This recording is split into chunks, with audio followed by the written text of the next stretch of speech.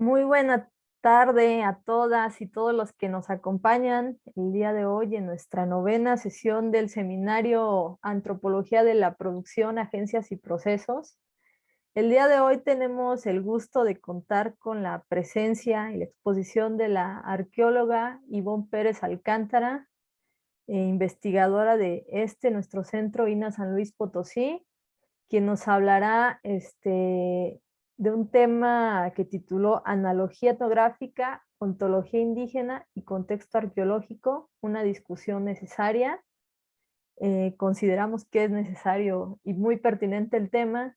Y entonces, sin más preámbulo, le cedo la palabra y le agradezco por esta tarde que nos comparte. Muchas gracias, Ivonne. Tienes la palabra. Muchísimas gracias, Imelda, sobre todo, bueno, la invitación y todos los compañeros que están presentes en esta transmisión. Antes que nada, quisiera, antes de iniciar mi presentación, quisiera agradecer a todos los compañeros que han participado. Todas las reflexiones que se han vertido en este seminario han sido fructíferas, han permitido ver desde distintos puntos el problema de los objetos, el problema de la relación con los objetos, qué son los objetos, ¿sí? Y cómo se insertan estos objetos en las dinámicas sociales. Una discusión necesaria, pertinente, bajo distintas ópticas desde la historia, la antropología y el día de hoy en particular sobre la arqueología, que más que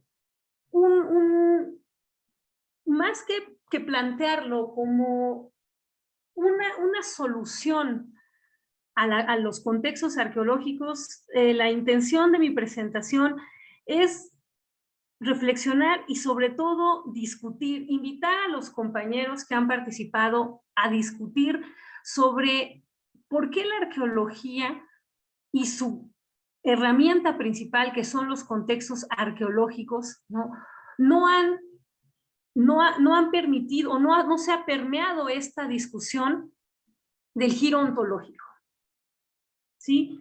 Es algo que ha pasado en nuestra disciplina, en la disciplina arqueológica, ¿sí? Y me gustaría que fuese una discusión y retomar un poco todas las reflexiones que tuvieron aquí espacio, ¿no? Bueno, mi trabajo se titula Analogía etnográfica, ontología indígena y contexto arqueológico, una discusión necesaria.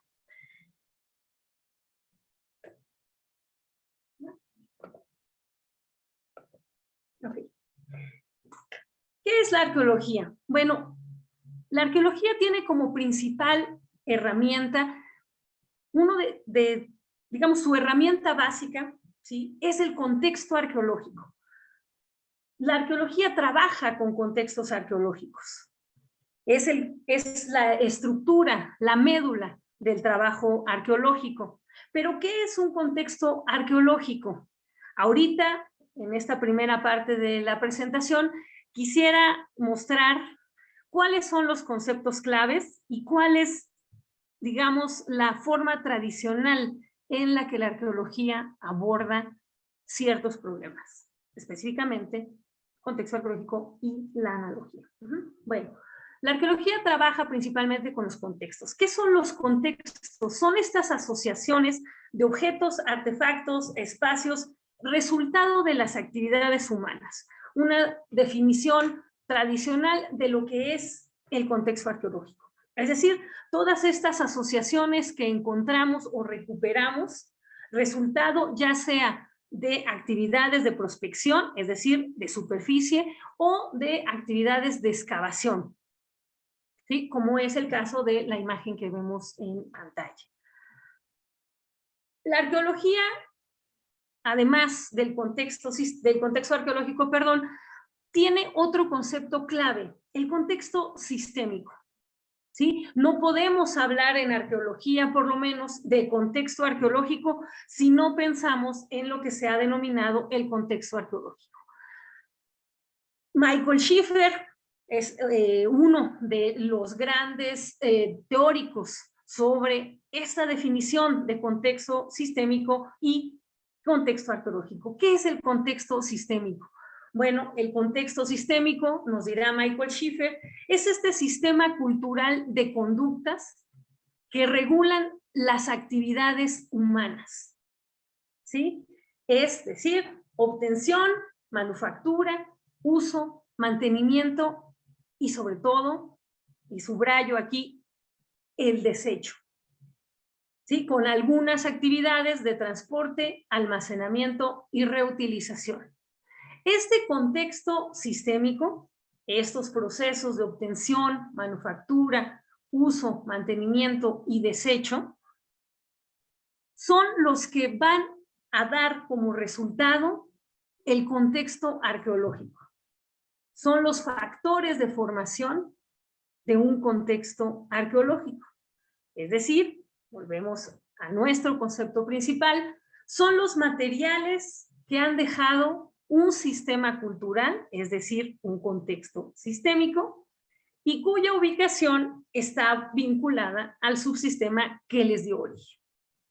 Es decir, es probable que si algún arqueólogo excava un taller o encuentra en el contexto arqueológico indicadores sobre estos procesos, es muy factible, ¿sí?, que se encuentre ubicado todo el material en su posición, digamos, original. Este es el contexto arqueológico de manera general y su formado, el contexto sistémico. Aquí vuelvo a retomar, para los arqueólogos, el contexto arqueológico es aquello que quedó fuera de un contexto sistémico.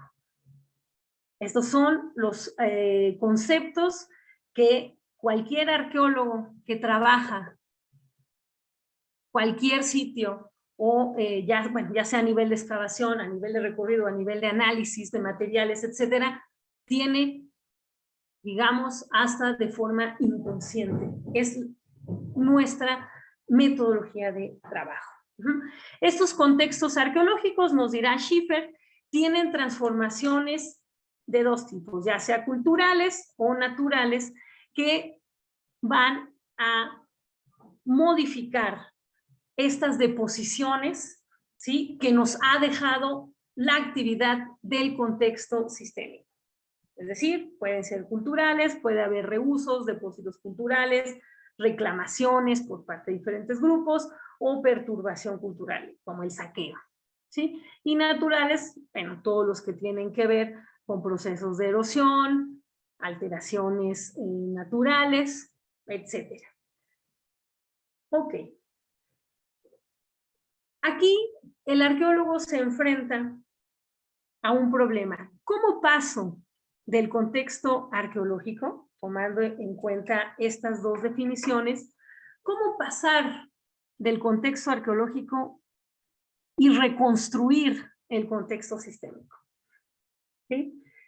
Bueno, a nivel metodológico, la arqueología mesoamericana y, bueno, en general la arqueología utiliza como una de estas herramientas la analogía etnográfica, ¿sí?, con base en el supuesto de que las propiedades que se encuentran en un grupo A, sea una etnografía o sea un documento histórico, serán o estarán proyectadas en un conjunto B, llamado contexto arqueológico. Este supuesto que estructura el concepto y la práctica, la ejecución, digamos, de la analogía etnográfica, es el que ha permeado en gran parte de los trabajos arqueológicos. Yendo al caso de Mesoamérica, de la arqueología mesoamericana, los arqueólogos generalmente procedemos con la identificación en excavación o superficie de una serie de elementos materiales de los cuales vamos a buscar indicadores que sean contrastados con las etnografías y los documentos históricos. ¿Sí? Este, digamos, es el proceder general de la arqueología. Para el caso de Mesoamérica, ¿sí?, tenemos que la analogía etnográfica se sustenta en lo que Manuel Gándara llama los argumentos de relevancia. ¿Qué son los argumentos de relevancia?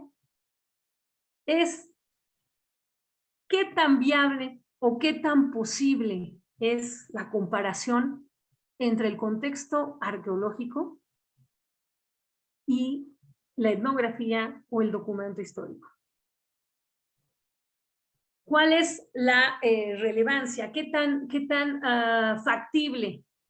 ¿Qué tan cercano, llamémoslo así, a la verdad es la comparación?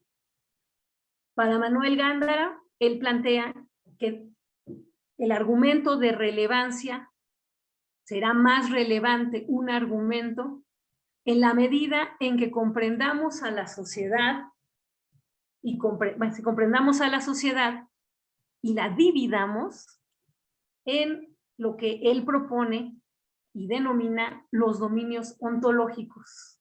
¿Qué son los dominios ontológicos? Para Manuel Gándara, los dominios ontológicos es la división de la sociedad en el plano de la naturaleza, en el plano de la sociedad, en el plano de la economía, en el plano de la ritualidad. Donde, lo plantea este autor, los argumentos de relevancia serán directamente proporcionales a la cercanía con la naturaleza.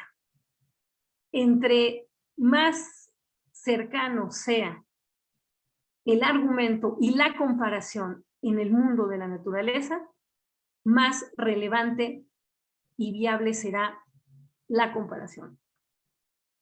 Cuanto más nos alejemos de ese dominio y nos acerquemos al dominio social, el argumento de relevancia disminuye, a razón de que ese dominio ontológico, nos dirá Gándara, es diverso. ¿Sí? Y esto ha llevado a que la arqueología se centre principalmente en temas vinculados con el asunto de la producción y la tecnología, en donde la producción y la tecnología propias del dominio de la naturaleza tendrán argumentos de relevancia mucho mayor. Entonces, es posible que yo compare la cerámica, como en este caso de la imagen, la cerámica huasteca negro sobre blanco del sitio arqueológico de Tamoy, del periodo posclásico, estaríamos hablando de 1200 después de Cristo, 1550 después de Cristo, con la producción moderna de la cerámica de la comunidad de Chililico, en Huejutla, Hidalgo. ¿Por qué es posible aquí esta comparación sin demasiados equívocos? Porque estaríamos vinculando pastas similares, arcillas similares, formas similares, tipos de acabados similares. ¿Sí? Entonces, aquí este es uno de los grandes problemas que se tienen en la arqueología mexicana y, entre otros problemas, las razones por las cuales el giro ontológico ha tenido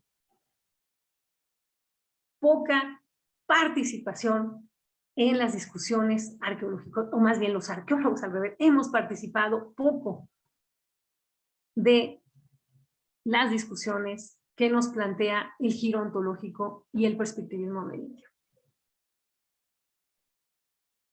Otra de estas, dentro de esta misma línea de los dominios ontológicos, es la arqueología experimental, en donde, volvemos al punto, se asume que la naturaleza es lo común y por lo tanto hay una posibilidad de comunicación entre la tecnología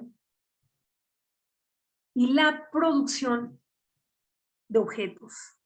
Entonces, yo puedo, como arqueólogo, replicar un material, cualquier cerámica, lítica, etcétera, puedo replicarlo. Volvemos al punto, con un alto grado de relevancia. ¿Por qué?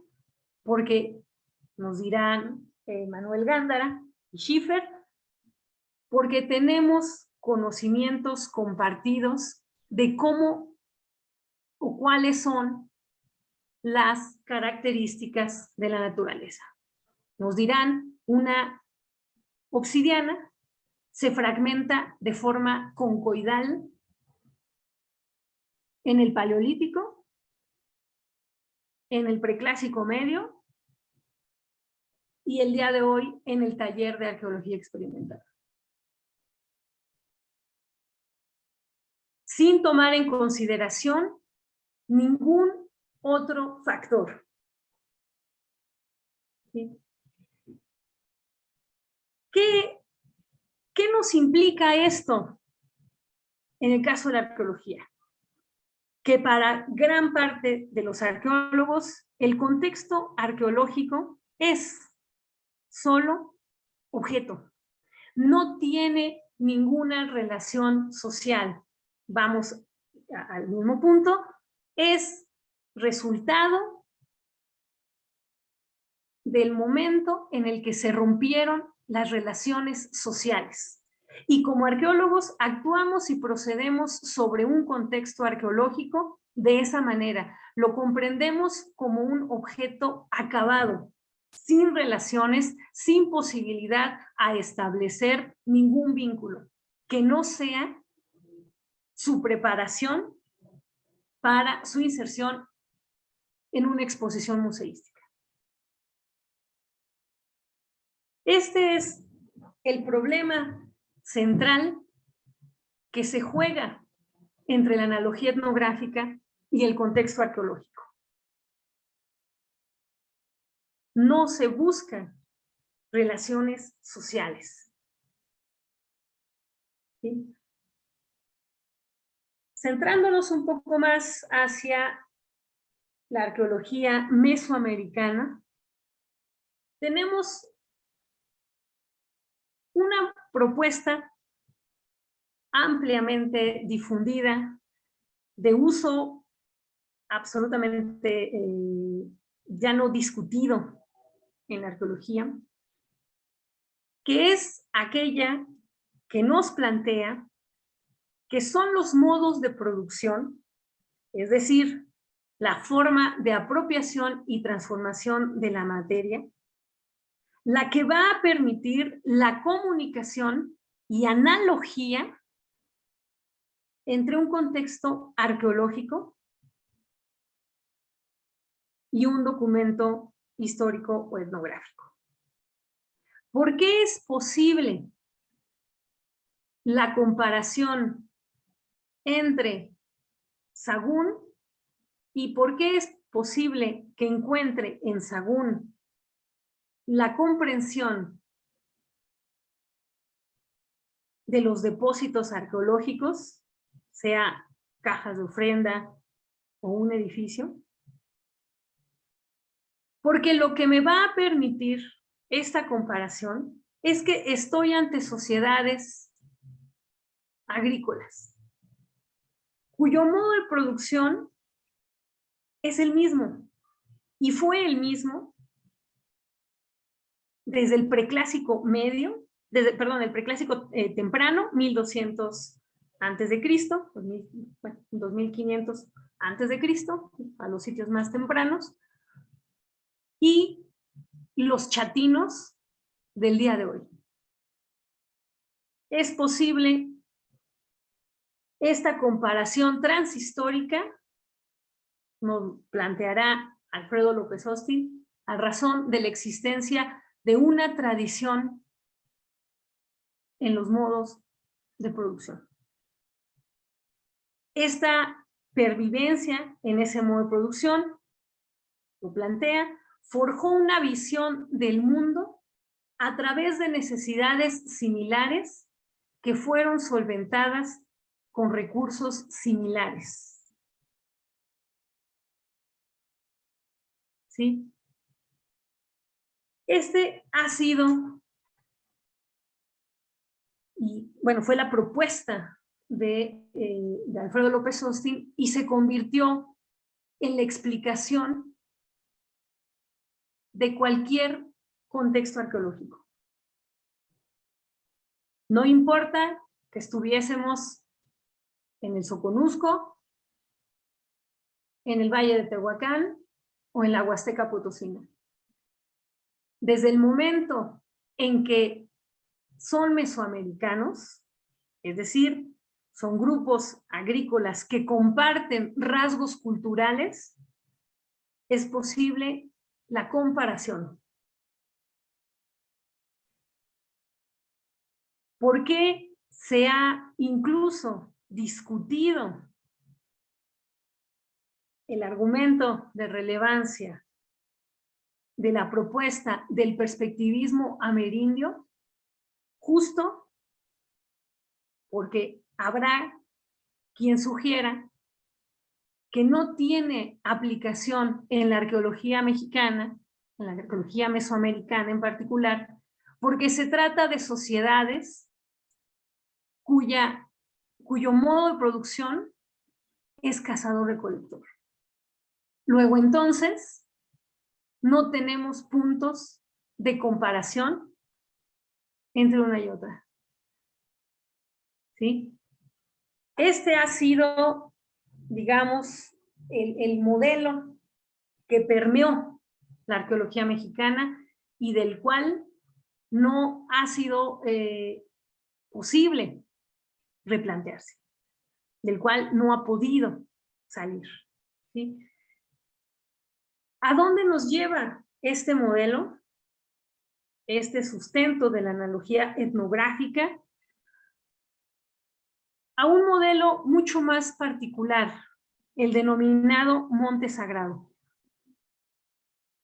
Este modelo, también propuesto por Alfredo López Austin y, digamos, aplicado al caso arqueológico de Templo Mayor por Leonardo López Luján, plantea que el monte sagrado es resultado de estas interacciones entre grupos agrícolas, en donde esta idea del monte sagrado es el axis mundi que permite la comunicación entre el cielo y el inframundo. ¿Sí? Entre dos mundos que se han denominado el ecúmeno, el mundo de las criaturas, ¿sí? En donde hay cierta permeabilidad de otro tipo de seres, y el anecúmeno, el espacio-tiempo de los dioses y de los muertos. Puede estar en el cielo o en el inframundo. Digámoslo así, el espacio-tiempo de los dioses. ¿Qué es lo que gran parte de los arqueólogos hacen al momento de ofrecer explicaciones sobre sus contextos arqueológicos?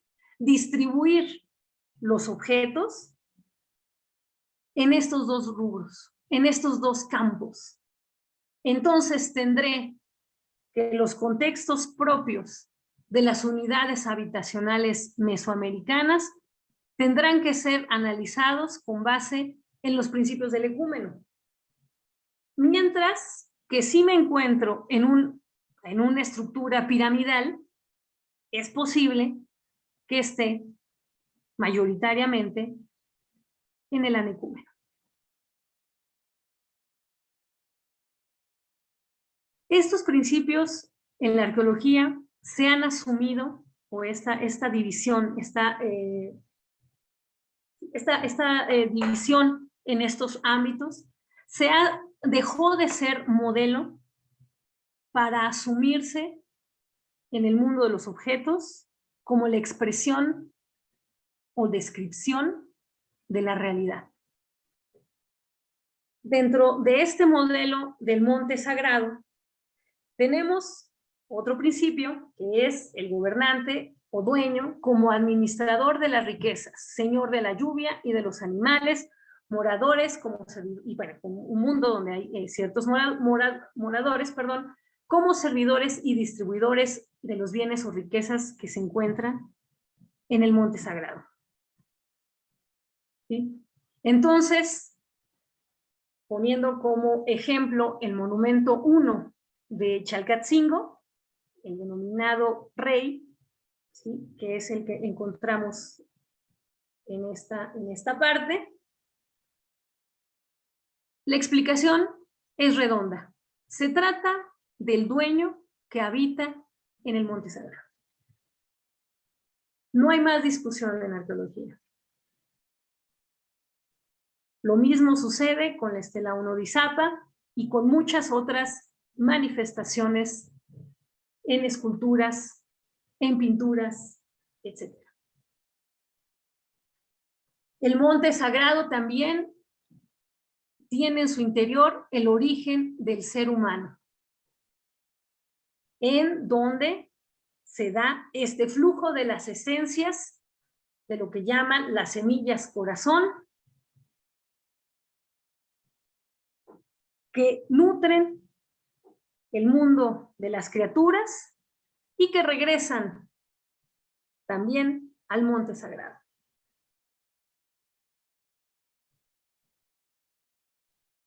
Y finalmente, y aquí es donde empezaríamos la reflexión y gran parte de la crítica, es la idea de la proyección del monte sagrado en templos y palacios. Se asume que el monte sagrado tiene un referente natural, llámese una formación geológica, digamos una formación geológica de grandes dimensiones, ¿no? Generalmente, en el caso del centro de México, tendremos al volcán Popocatépetl como eje de esta proyección y que todos sus componentes que acabamos de describir se proyectan como imágenes en los edificios arqueológicos. Sea o no que se tenga alguna elevación montañosa de por medio, no importa. En algún lugar existe una figura del monte sagrado física que es proyectada sobre una estructura. Entonces, este planteamiento ha llevado a que Templo Mayor no solo sea el prototipo de la proyección, sino que la idea de la proyección explica cualquier edificio. No importa que tenga un asentamiento donde se encuentren 40 edificios piramidales monumentales. Uno de ellos, el que el arqueólogo decida, será el monte sagrado, o será la proyección del monte sagrado, o será la proyección parcial de alguno de los atributos del monte sagrado. Luego, entonces, cualquier contexto arqueológico que yo recupere del edificio en cuestión tendrá que ser una manifestación de alguno de los atributos del modelo.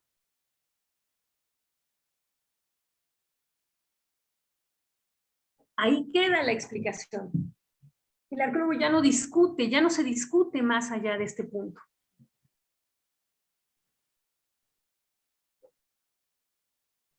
bueno, es el sitio arqueológico de Chalcatzingo, ¿no?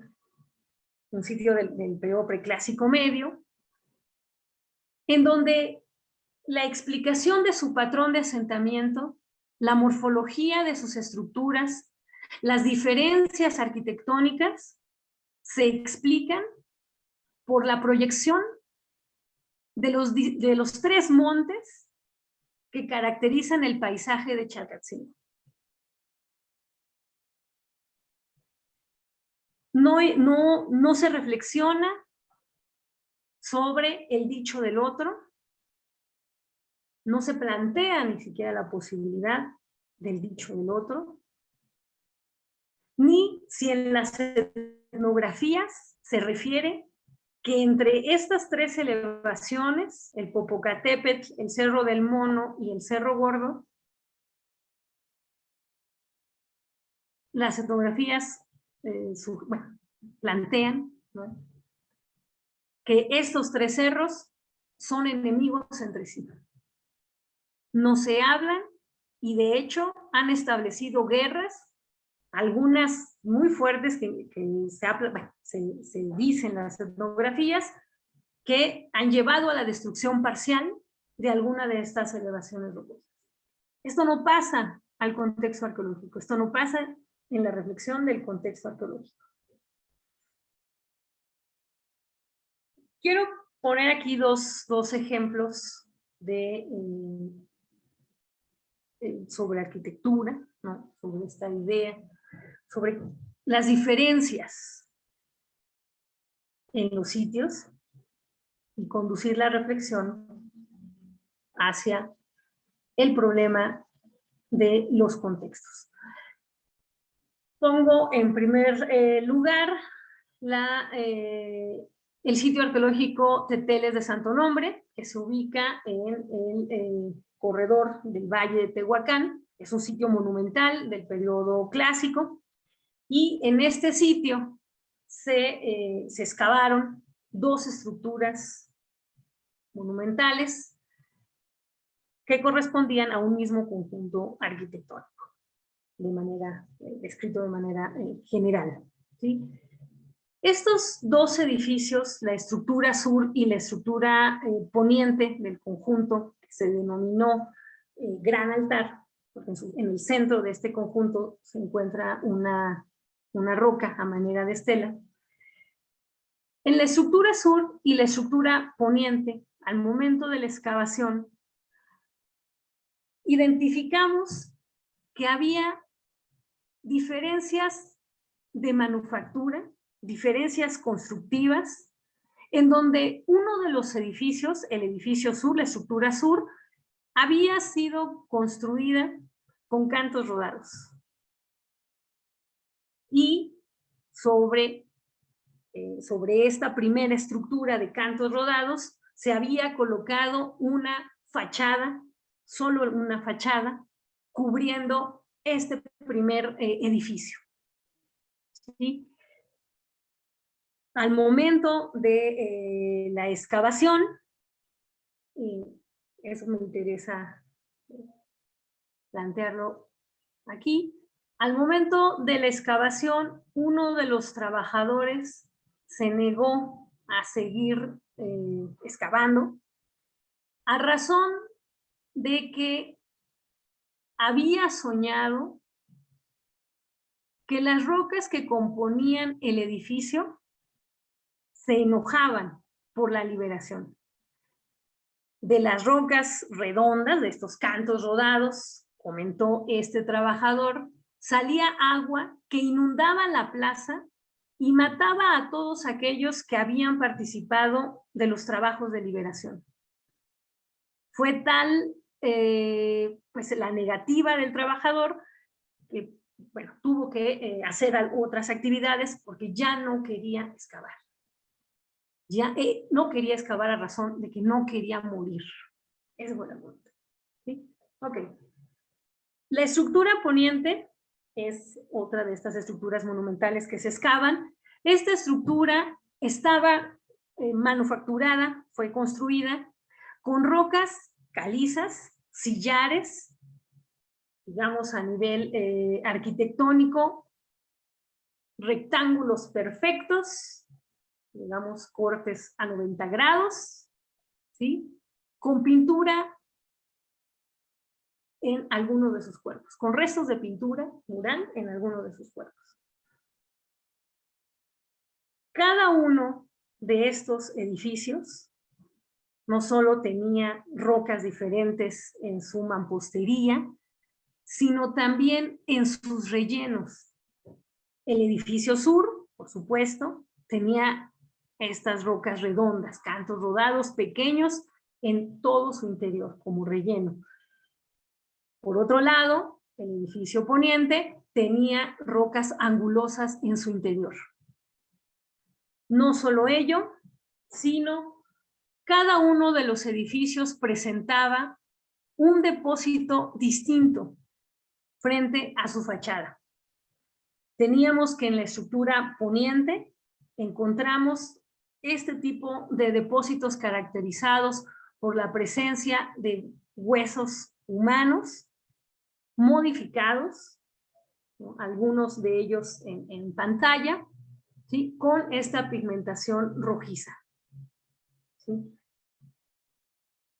Por otro lado, en el edificio sur o estructura sur, teníamos un depósito en donde se reconocieron más de 24 ollas miniaturas, como las que vemos en pantalla.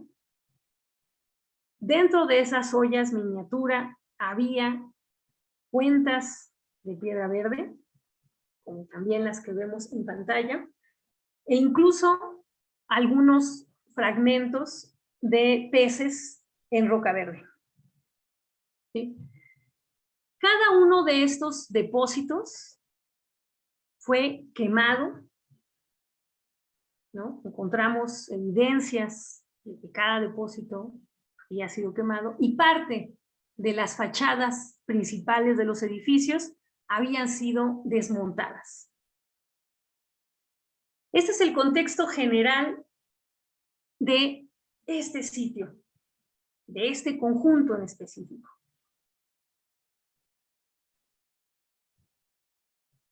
Como se muestra, hay una diversidad, no solo en la manufactura, sino también en los depósitos entre edificios.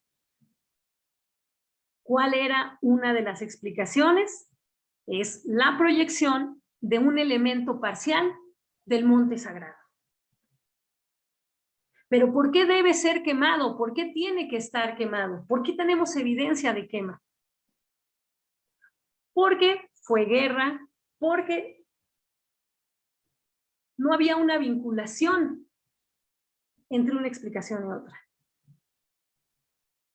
¿Por qué hay diferencias en la manufactura, en la construcción de los edificios? ¿Por qué no tenemos edificios iguales? ¿Por qué hasta su morfología es diferente?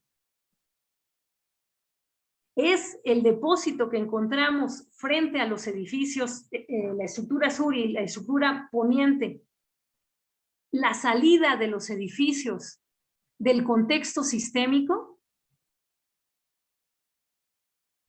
Aquí es justo donde el giro ontológico y el perspectivismo, las ontologías, nos han puesto una llamada de atención a los arqueólogos. ¿Qué pasa en un mundo que se plantea diverso, en donde la dicotomía entre naturaleza y cultura no es la que se plantea para la epistemología moderna? Donde la diferencia entre los dominios ontológicos y los argumentos de relevancia no es proyectada o proyectable, perdón, en el dicho del otro. En donde hemos jugado como arqueólogos, y quisiera retomar la metáfora de Viveros de Castro, con el espejo de Narciso. El contexto arqueológico se ha convertido en el espejo del Narciso de los arqueólogos.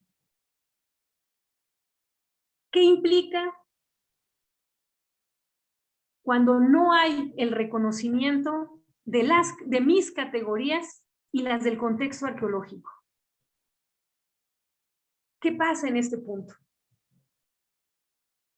Tenemos estos contextos, considero, y este es abierto a la discusión, que en este punto, cuando tenemos trabajos que han discutido, y retomo lo planteado por Alonso, ¿sí?, que llamamos la cultura material, son el arreglo de relaciones. ¿Qué pasa con los contextos arqueológicos? Justo el contexto arqueológico tendría que ser visto como este arreglo de relaciones, en donde ya no se esperaría que el contexto arqueológico fuese la salida del contexto sistémico. En un mundo donde los altares momostecos tienen nahual, donde los objetos pueden tornarse violentos o agresivos, en donde los artefactos son la cultura, son, la naturaleza de los dioses, es necesario replantear los fundamentos que definen los contextos arqueológicos. Un contexto arqueológico es, para el arqueólogo, el dicho del otro. Tendríamos que ser capaces de comprender el contexto arqueológico como el dicho del otro. Y no como un objeto acabado, sino como un objeto que inicia de nueva cuenta alguna relación. Pongo el caso de Santo Nombre. Generalmente se explicaría que el depósito de quema de los edificios es la ofrenda que se le da al edificio para su abandono. ¿Qué pasa cuando no es la ofrenda para cerrar el edificio y abandonarlo, sino para evitar que, al igual que los altares momostecos, el edificio ataque a otros que están en la región, que el edificio enferme a otros? ¿Sí? ¿Cómo comprendemos esta pluralidad de seres humanos, no humanos, objetos? ¿Sí? Otro caso es en el sitio arqueológico de Izapa, en Chiapas, ¿sí? Un sitio en el área del Soconusco, ¿sí? Que es un sitio monumental dividido en distintos grupos o conjuntos arquitectónicos con plazas centrales. En enero de este año tuvimos la posibilidad de excavar, son unas imágenes generales del conjunto F, del sitio arqueológico de Izapa, ¿sí?, en donde tenemos al fondo el volcán del Tacaná. En este sitio tuvimos la posibilidad de excavar una de las estructuras del grupo H, la estructura 46, y que nos mostró de nueva cuenta la incomprensión del contexto arqueológico en su arreglo. Bueno, es otra vista del grupo A del sitio arqueológico de Izapa, ¿no? Al momento de la excavación, y aquí quiero mostrar más bien esta imagen, en el momento de la excavación de esta estructura 46, compuesta principalmente por cantos rodados, ¿no?, de diferentes tamaños, sin, digamos, trabajo, es decir, tal cual se encuentran, ¿no?, en el río, se fueron acomodando, digámoslo así, ¿sí? Es una foto general de la fachada oriente, una sección de la fachada norte y fachada oriente del edificio. Y en este edificio, lo que encontramos, lo que identificamos, es que justo las esquinas que a nivel arquitectónico, es decir, hubiese un arquitecto trabajando con los arqueólogos, nos diría que a nivel arquitectónico la estructura era completamente infuncional. La estructura no tenía estabilidad por las características físicas de los cantos rodados. Sin embargo, bueno, tenemos la estructura. Pero además identificamos otro elemento. Cada una de las esquinas del edificio tenía este arreglo. Es decir, esta roca a manera de estela, definida o delimitada por este arreglo circular de rocas. Era una característica de cada una de las esquinas que identificamos en la estructura 46 del grupo H. ¿Cómo explicar estos arreglos? ¿Qué pasa cuando el arqueólogo o los arqueólogos nos enfrentamos al problema de la incomprensión del contexto arqueológico? Es por eso que propongo que el contexto arqueológico debe ser visto como el dicho del otro. Estamos ante una práctica que no corresponde a esta división entre naturaleza y cultura, que ha organizado el proceder arqueológico en Mesoamérica en gran parte de su historia. ¿Cómo explicar la presencia de estos arreglos sin la proyección de un concepto que tiene que ver con cómo se transforma la materia y la energía? Es aquí donde la arqueología tiene una tarea muy importante. En un momento en donde se está discutiendo el problema de los objetos, sus relaciones, qué son, qué es la cultura material, el arqueólogo debería tener un papel de importancia. Y sin embargo, no hemos participado o hemos sido muy alejados, estamos muy alejados de una participación. Se sigue considerando al objeto aislado, al objeto del museo, sin reflexionar en lo central, el contexto arqueológico. Cómo entender la formación del contexto arqueológico con base en lo que nos plantean la discusión, el giro ontológico, el perspectivismo y las ontologías indígenas. ¿Sí? Finalmente, para cerrar mi presentación,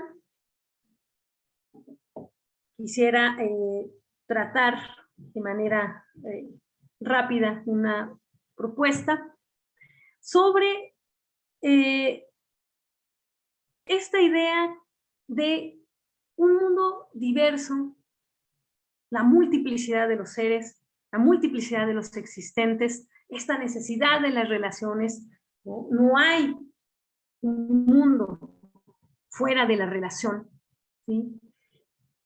¿Qué pasa cuando la idea del uso y descarte,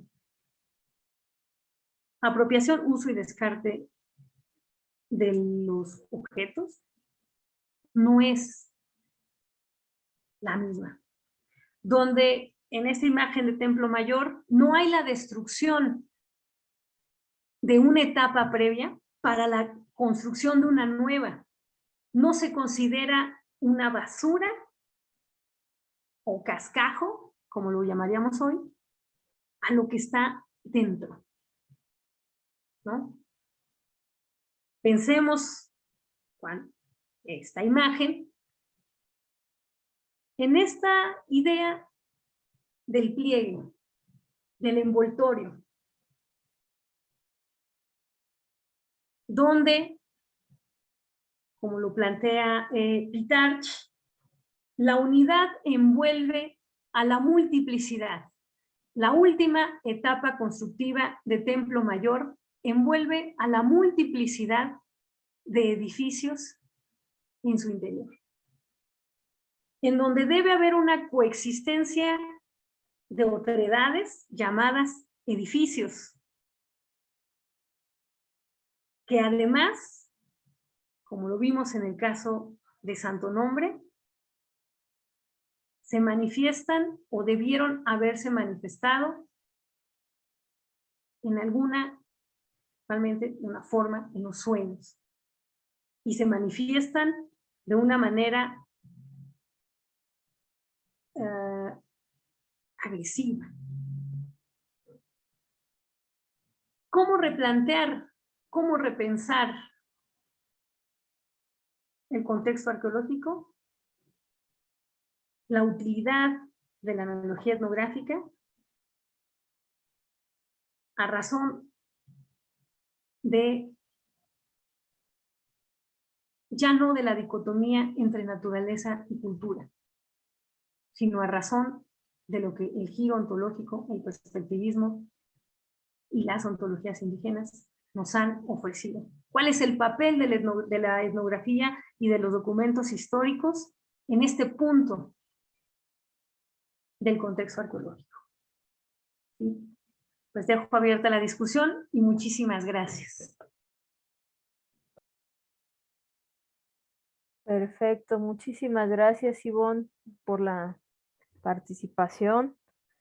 Yo creo que nos dejas llenos de reflexión al respecto del método de la arqueología, cosa que podemos ir discutiendo aquí de a poco con esta cuestión de la antropología misma, ¿no? Y no sé, de una manera ampliada sobre situaciones de método y de comparación. Y pues bueno, en relación con esto, pues de quién gusta intervenir, participar. Dejo los micrófonos abiertos para quien guste comentar algo. Alonso, por supuesto, tienes la palabra. Sí, pues antes que nada, pues felicitar a Ivonne por su presentación. Y bueno, obviamente pues son muchísimas cosas. Digo, obviamente gracias por mencionar mi trabajo. Pero sí, o sea, incluso más allá de ello, la verdad es que es una reflexión que pues resulta absolutamente necesaria, independientemente de lo que uno mismo haya escrito sobre el tema.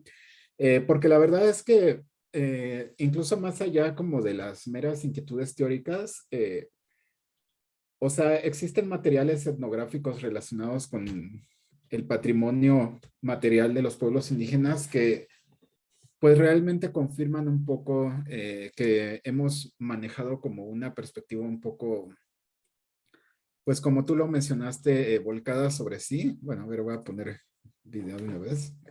O sea, como pues pues este espejo de Narciso, ¿no? De conceptual. Por ejemplo, cuando mencionaste esto acerca de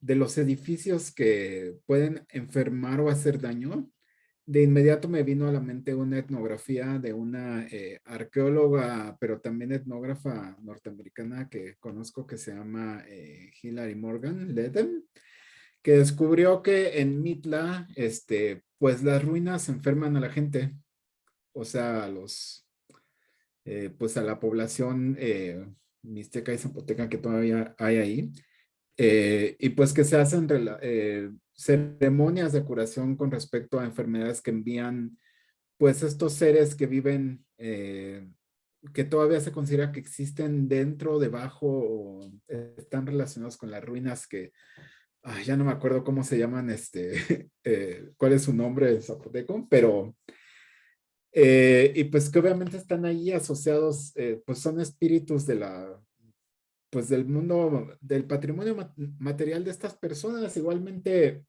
en el caso de los lacandones, pues sí es muy evidente como hay etnografías muy, o sea, no modernas, o sea, ya clásicas, en las que pues se habla de la existencia eh, pues de personajes, digamos, bueno, incluso algunas veces son dioses, otras veces son, les llaman caribes, ¿no? O sea, como otro tipo de pueblos indígenas, pero que, o sea, solo les aplican ese nombre, ¿no? Este, que igual, o sea, les dotan a estos restos materiales de una cierta animosidad y voluntad y, bueno, capacidades de atacar, enfermar, etcétera, etcétera, ¿no? Que obviamente pues nos hablan de una visión diferente de la cultura material, ¿no? Una visión que pues no es la visión simbólica que hemos construido y que como, bueno, creo que la frase que más me gustó de tu presentación es justamente como la ontología y también el patrimonio del otro es la palabra del otro, ¿no? O sea, lo que el otro habla sobre su propia experiencia de las cosas, ¿no? Que es justamente como esta dimensión que ha faltado, que bueno, o sea, es que casi no tengo mucho que añadir en este sentido porque lo caracterizas perfectamente, o sea, es la dimensión que ha faltado en la reflexión sobre el patrimonio arqueológico y también a veces sobre, o sea, no solamente aquel que está en resguardo de comunidades indígenas, sino pues también incluso aquel que, pues que está simplemente ahí a la espera de la interpretación, ¿no? Este, sí, hemos construido una visión muy cerrada. Igual también, o sea, resumiendo lo que dices, esta visión cerrada tiene que ver un poco con la noción, híjole, o sea, sé que últimamente siempre hay como mucha discusión política, pero finalmente a veces se vuelve necesario, o sea, un poco colonialista que tiene el Estado mexicano sobre el patrimonio, ¿no? O sea, en el sentido de que, o sea, el patrimonio de los pueblos indígenas pasados y presentes se ve casi, casi como una propiedad del Estado y por lo tanto una propiedad de los científicos del Estado, ¿no? Y obviamente hay como una especie de, o sea, no hay como diálogo, ¿no? Sino que los científicos del Estado tienen modelos pues casi, casi incontestables, ¿no? Sobre los simbolismos de los pueblos indígenas y que son como de una fidelidad absoluta y de una gran cientificidad y que por lo tanto no, o sea, no son como incuestionables, ¿no? Entonces, o sea, yo no considero obviamente que estén mal todos los aspectos de los modelos anteriores, o sea, sí hay como ciertas, hay muchísimas cosas que son buenas, interesantes y que no, o sea, obviamente son construcciones científicas con gran validez, ¿no? Pero al mismo tiempo, pues yo creo que el objetivo es llevar un poco más allá de lo que se ha comprendido, ¿no? Y ese más allá pasa por ese diálogo etnográfico, pero también histórico con los demás, ¿no? Que finalmente es una característica que incluso los modelos simbólicos tienen, ¿no? O sea, los modelos simbólicos se han hecho igualmente a partir de inferencias históricas, pero también de diálogos con un cierto tipo de etnografía, pues digamos, o sea, la que se cultivó en el siglo XX, ¿no? Entonces, finalmente no, o sea, eh, hay una ruptura y hay una continuidad dentro de estos modelos y pues simplemente considero que es solamente como la cuestión casi casi de atreverse, ¿no? O sea, siento que hubo un momento en el que había un debate muy fuerte sobre la validez de los nuevos modelos, etcétera, y la validez o no validez de los modelos antiguos, que creo que es un debate que no terminó, no fue fructífero porque creo que no se trata como de negar eh, el pasado ni tampoco de negar como lo que viene, ¿no? Entonces, simplemente más bien siento que se trata de animar a la creación de, pues, de eh, textos, de interpretaciones como las que tú propones, que van llevando a las cosas como, pues, por otras rumbos, ¿no? Interpretativos, pues, que me parecen necesarios y, pues, en el caso de lo que se ha presentado en este seminario, me parecen, pues, excelentes, ¿no? Entonces, solamente así como para animar, ¿no? A que se sigan planteando todos estos cuestionamientos, que sigan saliendo estos materiales y que se sigan enriqueciendo con la contribución de todos y la discusión para pues que salga adelante, ¿no? Y ya. Bueno, muchas gracias, Alonso. Y muchas gracias. Sí, Stan tiene levantada la mano. No sé si Ivonne quieras decir algo antes de eso o le damos la palabra. Alonso. Ah, es que se está ¿Qué te trabando. parece si quitas la Sí, mira, cámara? justo tocas un punto, ¿no?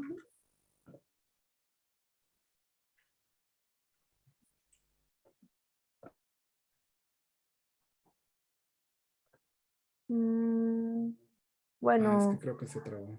sí se trabó, pero bueno, yo creo que Stan puede comentarnos y ya Ivonne va bailando. Ah, ahí está. Sí se me escucha, Imelda. No, Ya, ya te a ver un escuchas. poquito. Ajá. A ver, Ivonne. Es que con las lluvias, Ya se escucha un poquito mejor. Ajá.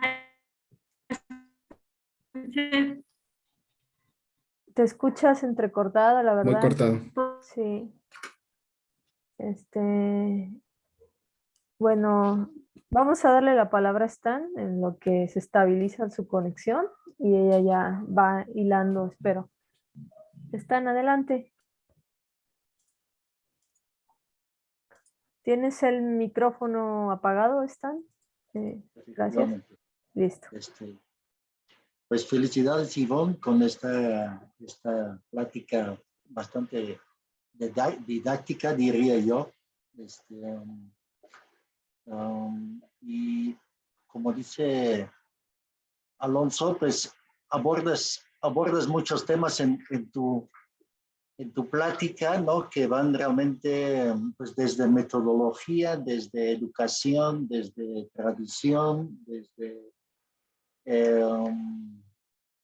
eh, desde la mera práctica arqueológica y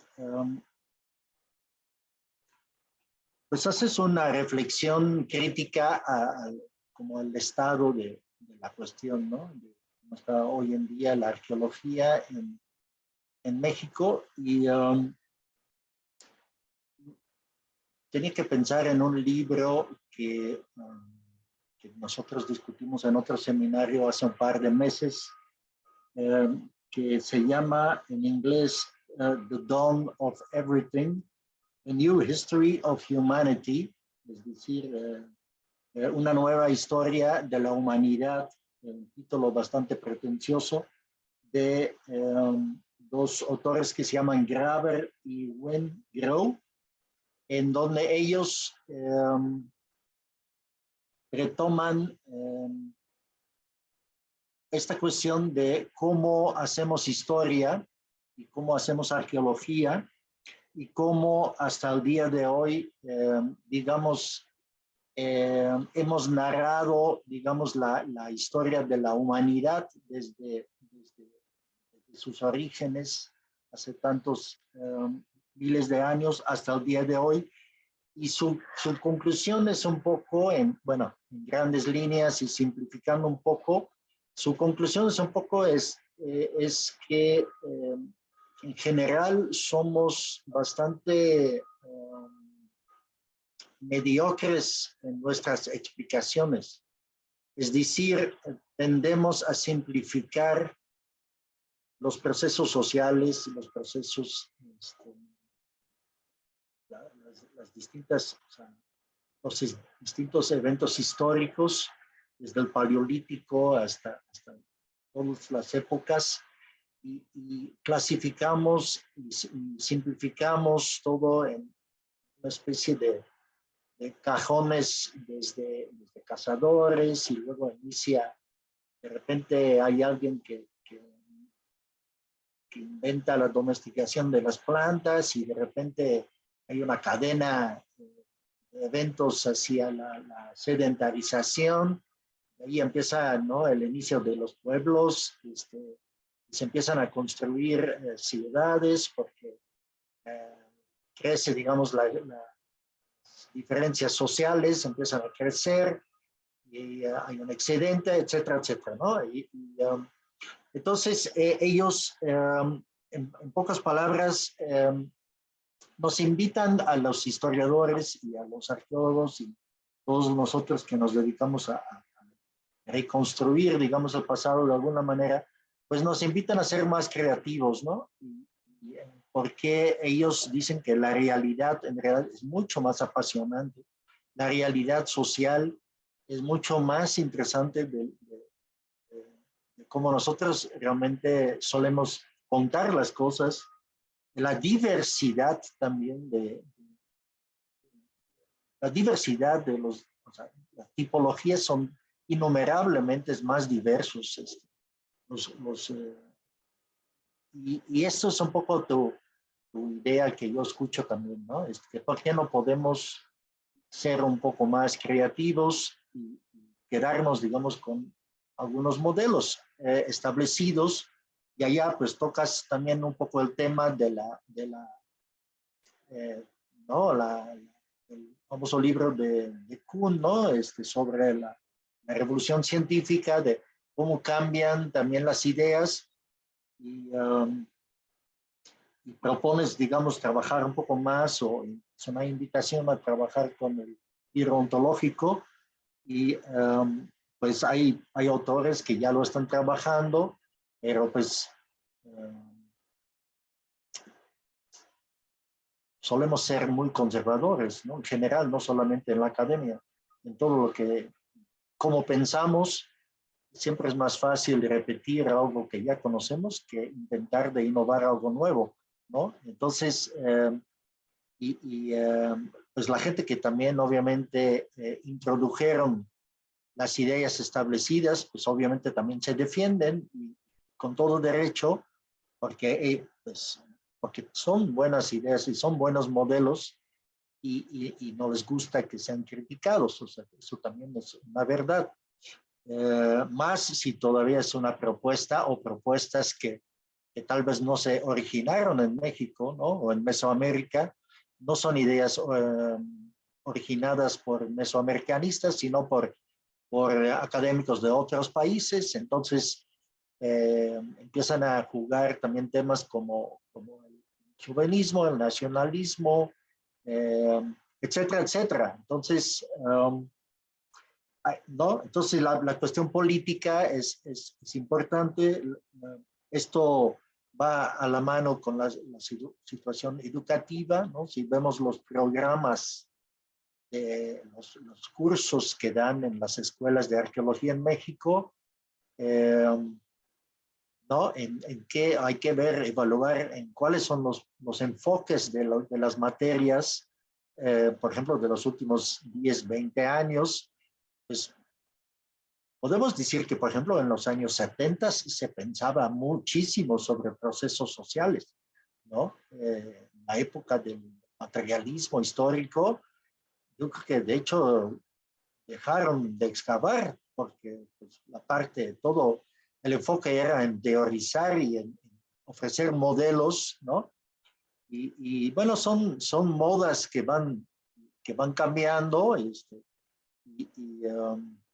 Yo creo que hoy en día estamos muy enfocados en temas prácticas, en temas ecológicos, en temas ¿no? Tecnología, la tecnología, y tal vez hemos dejado un poco atrás la parte, sí, la parte de cómo narrar, cómo explicar, ¿no? La parte odontológica, como dices, ontológica, perdón, ¿no? Odontológica. Entonces, pues creo que hay mucho para pensar, ¿no? Pero vamos, algunas personas sí están interesadas en el tema y tratamos de ampliar el conocimiento y la práctica en este sentido, ¿no? Bueno, es lo que quiero decir. Muchas gracias, Stan.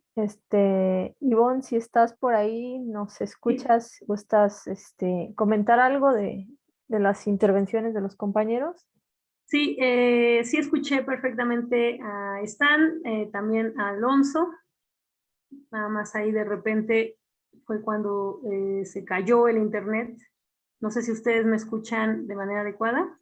Sí. Ahora bien, sí, Sí, ok. sin cortes. Retomando un poco lo que decía Alonso y que también menciona Stan, creo que los modelos, como ustedes bien señalan, ¿no? No es que estén superados o no, ¿no? O sea, también considero, ¿no? Sino que pienso más bien que el problema fue cuando el modelo dejó de ser modelo y se asumió como la realidad. Cuando se asumió que el modelo de Monte Sagrado era una estructura, eran las estructuras piramidales, ¿no? Cuando se asumió que esta división entre ecúmeno y anecúmeno, ¿no? En los términos planteados, pasó a ser la realidad, ¿no? O sea, creo que ahí es donde estuvo el problema. No en el modelo mismo, sino cuando en la práctica lo llevamos o lo hicimos realidad, ¿no? Y bueno, por otro lado, Alonso comenta que seguimos como en esta parte política, no en esta idea de un pensamiento colonialista que depende, un trabajo arqueológico que depende completamente del Estado, ¿no? En esta visión completa y absolutamente colonialista, ¿no? Y que yo diría, esos científicos colonialistas se llaman arqueólogos. Es fuerte, pero es real. O sea, nos hemos convertido en los promotores de un discurso político, ¿no? Y que es necesario también, como lo comenta Stan, que se replantee y discutirlo, ¿no? Y ofrecer alternativas distintas a esa visión colonialista del Estado mexicano y de la arqueología que ejerce el Estado mexicano, ¿no? Y bueno, ahí le dejo porque pues el INA es la cara de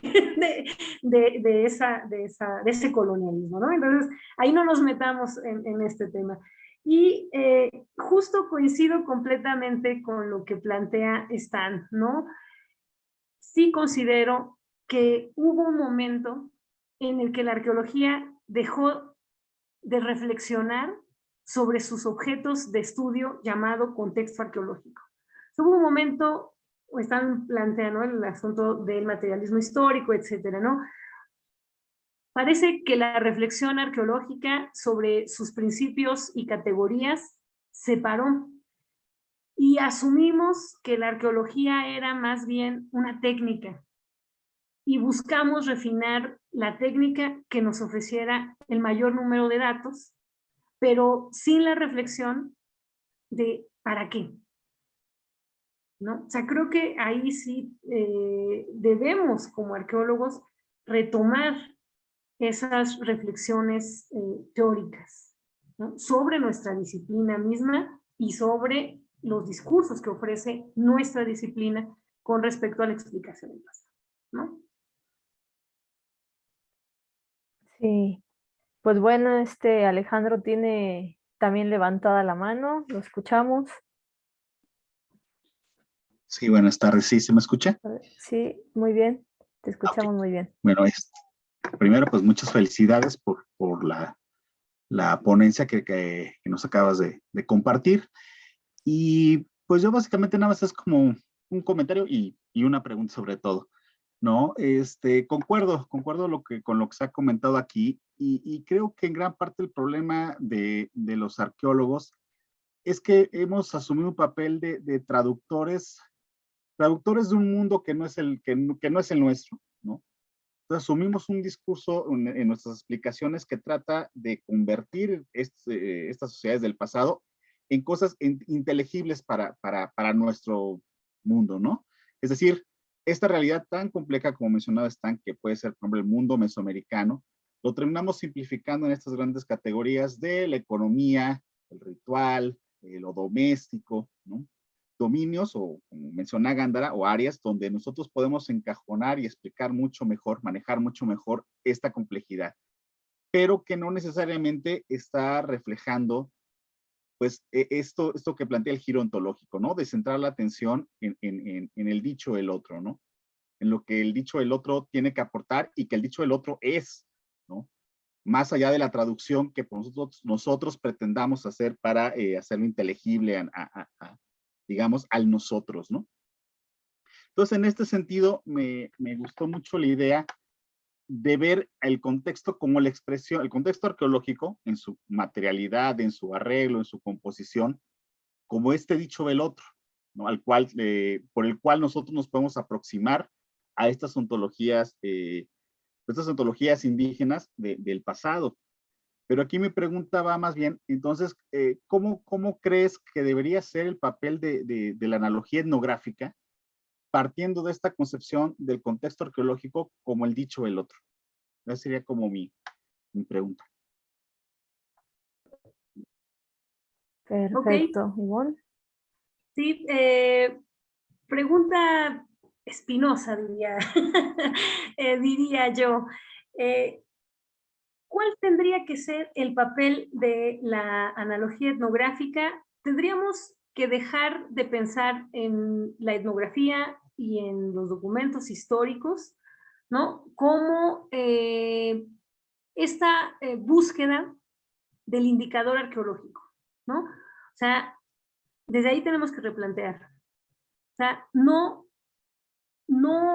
buscar el rasgo cultural en el pasado, no buscar que no sé, el desollamiento del maíz, ¿no? Es el equivalente al desollamiento humano, ¿no? Por ejemplo. O sea, y si es equivalente, o sea, no equivalente a nivel material, y si lo fuese, ¿cuál es el principio? Aquí va el asunto de la analogía. Ya no es la búsqueda de rasgos culturales, sino de estos conceptos, un poco en la manera o la idea de la cosa concepto, ¿no? En esos conceptos que están haciendo operativa la práctica, ¿no? Que permiten la práctica, ¿sí?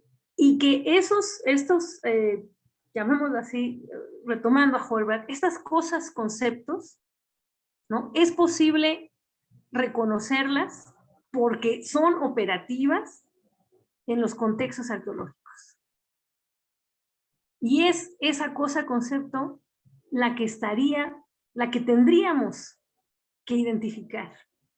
No para ir y decir que ahora, digamos, cambiamos el análogo y ya no es el indicador arqueológico, el objetual, sino ahora es el concepto del pliegue y lo vamos buscando por todos lados. No, sino cómo ese concepto, poniendo el caso ahora de Vitar, del pliegue, ¿sí?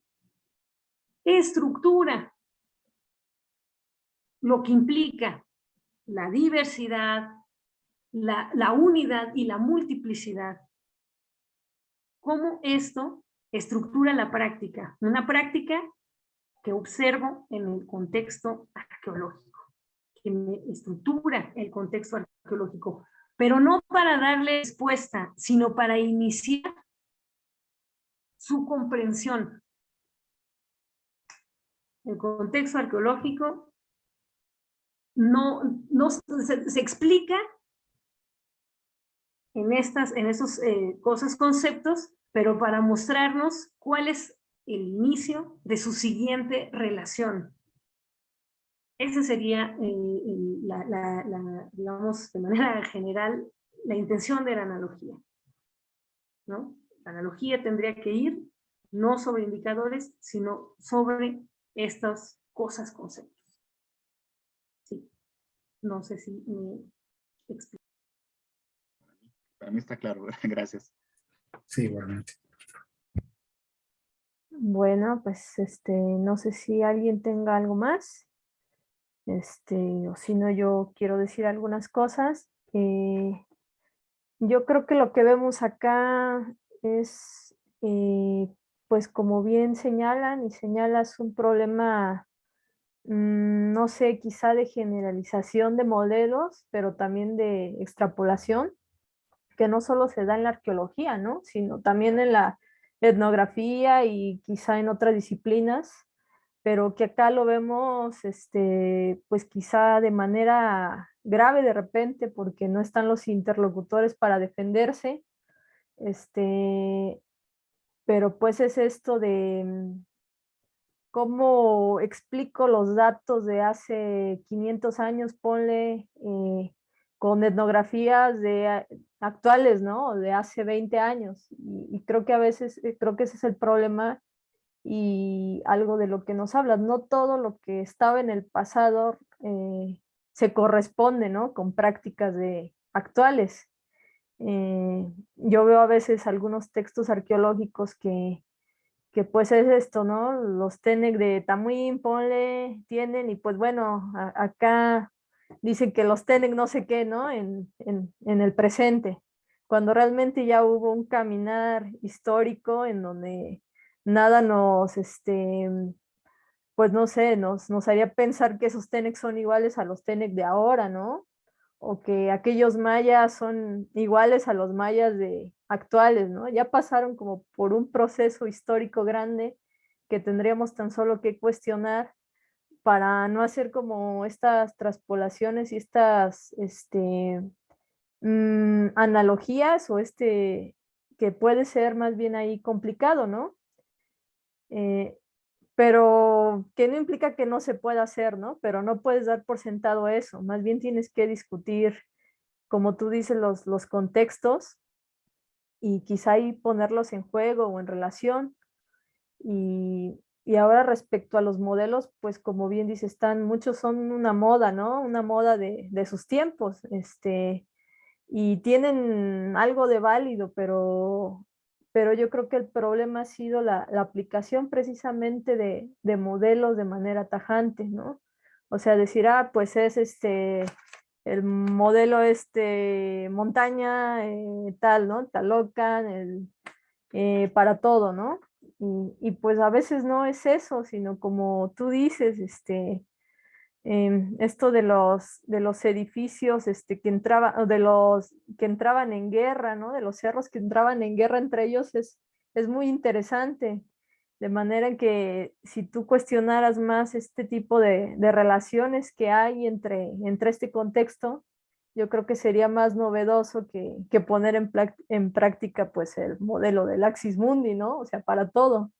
Este, que pues tiene su salvedad, pero yo creo que pues sí, es una situación de método. Igual el tema del perspectivismo, no podemos decir todo es perspectivismo, ¿no? O sea, porque pues no, o sea, de hecho Viveiros de Castro tiene una fuerte crítica para eso, ¿no? O sea, el perspectivismo se da en estas sociedades, en estas situaciones, con estas condiciones, ¿no?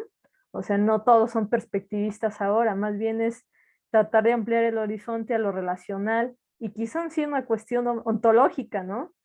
Pero pues decir que, no sé, los cerros son perspectivistas, pues por eso ahí luego vienen las críticas, ¿no? O sea, porque más bien creo que vamos con las modas de los modelos sin cuestionarlos, ¿no? Pero aportan, yo creo que si pensamos en el modelo del Axis Mundi y todo esto que dejó este Paul Kirchhoff de Mesoamérica, y que mucho lo trató López Austin para las sociedades mesoamericanas más contemporáneas. Y si pensamos en lo que nos enseña Eduardo Viveiros de Castro con las sociedades perspectivistas y las ontologías, yo creo que más bien se trata de eso, ¿no? De expandir el horizonte, a ver que hay muchas maneras más de interpretar, ¿no? O de construir los contextos, ¿no? En este caso que adoptarlos de tajo. Y yo creo que eso sería ideal más bien a la hora de construir nuestras problemáticas, más allá que adoptar el modelo de tajo y ver qué es lo que encaja y a partir de ahí explicar, más bien expandir el horizonte de la relacionalidad, ¿no? Por eso digo que es una cuestión pues de método muy importante que podemos discutir y que nos deja tu tema a pensar, ¿no? Para nuestros temas también, claro. No sé si gustes decir algo, si no le doy la palabra a Stan, que está levantando la mano. Sí, si gustas, ajá, ahí están y luego ya, por eso lo tuyo. Perfecto, bueno, Stan, adelante. Sí, mira, yo, bueno, nada más cortito, yo entregué una propuesta en la Escuela Nacional de Antropología para dar una clase sobre antropología relacional hace 2 años y en la reunión, digamos, de los académicos se decidió que esto no es un tema mesoamericano. Entonces, rechazaron esa propuesta y pues, entonces contra eso estamos luchando, ¿no? Personas que defienden con la espada, la capa de espada, sus modelos y bueno, algunos al menos entran en el diálogo y están abiertos para escuchar de qué se trata y van a decir, bueno, a mí no me gustan estos nuevos modelos, yo sigo trabajando con lo mío, pero lo peor es que muchos realmente ni siquiera abren o sea, ni siquiera hacen el esfuerzo, ¿no? Para escuchar y al menos decir, bueno, ¿de qué se trata, no? Realmente esta idea muy de, no, pues es que no necesitamos nuevas ideas, nos quedamos con lo que hay y esto es realmente nefasto, ¿no? Para la discusión en las ciencias sociales. O sea, realmente sí, quedamos aquí estancados porque no hay apertura de ideas y digo, todo el mundo tiene derecho a defender obviamente su posición, pero pues en eso estamos, ¿no? Entonces, pues hay una larga tradición del modelo de otros modelos, ¿no? Que vienen de Alfredo, que vienen de Miguel León Portilla, que vienen de Paul Kirchhoff, que vienen de una escuela que ha sido muy poderosa y sí, pues esto es obviamente está muy arraigado hasta el día de hoy. Ellos mantienen digamos, el monopolio casi, ¿no? Y nosotros pues solamente intentamos de abrir un poco la discusión, ¿no? Y que decir, oye, pues no podemos integrar nuevas ideas, no tiene nada de malo. Digo, al menos es lo que nosotros pensamos, ¿no? Y yo pienso que en la licenciatura de arqueología, hablando directamente de la propuesta de Yvonne, pues yo creo que faltan estas materias en la licenciatura realmente para abrir un poco este horizonte, ¿no? Entonces, obviamente, si no enseñan esta temática a los nuevos arqueólogos, pues difícilmente lo van a aplicar en sus investigaciones, ¿no? Entonces, por eso también yo digo que a nivel de las escuelas también, ¿no? se necesita un espacio, ¿no? Para introducir estas ideas. Gracias, Stan. Ivonne, adelante. Sí, completamente de acuerdo con Stan, ¿no? Es necesario que se abran estos espacios para tratar estas nuevas, pues ni siquiera tratar, repensar